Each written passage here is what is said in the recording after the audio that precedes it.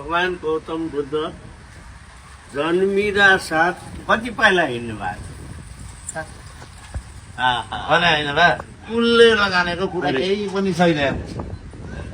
भगवान् गौतम बुद्धको चाहिँ माउले गाउँ कहाँ हो भन्ने पनि पुग्यो कहाँ भन त देवदा पनि पालाई लगाएर घुमाउनु पर्छ है जगदीशपुर ताल छ नि कपिल वस्तु त्यहाँ पनि लानु पर्छ पाल्पाको तानसिन लाने रानी महल लाने श्रीनगर डाँडा ल त्यहाँ पनि घुमाउनु पर्छ बालाको त्यहाँ ऋणी पवित्र स्थल गुल्मीको ऋणी त्यो पाल्पा र गुल्मीको सिमानामा पर्छ गङ्गासम्म पनि पुऱ्याउनु पर्छ त्रिमुखे पुलमा गएर पाएको चाहिँ सेल्फी हान्नु फोटो हिँडाइदिनु पर्छ है जुङ्गा मसालेको फोटो खिच्नुपर्छ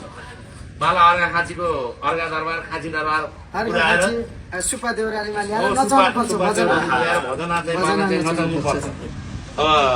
बुझ्नु कति भयो अन्त खाएका स्याङ्जामा बजार लाने यहाँको सिरुबारी छ होमस्टे बडो राम्रो होमस्टे त्यहाँ पनि लाने पोखरा पनि लाने बेनीसम्म लगेर बेनीमा गलेश्वर महादेवको दर्शन तातो पानीमा त अहिले त के गर्नु तातो पानी हुन्छ अनि त्यसपछि मौला कालिका लानुपर्छ मौला कालिका यतापट्टि मौला कालिका लैजाउला सहस्रधारामा सहस्रधारा पर्वतको त्यो सहस्रधारा झरनामा पनि तपाईँलाई गएर मजाले चाहिँ नुहाइदिउँला अनि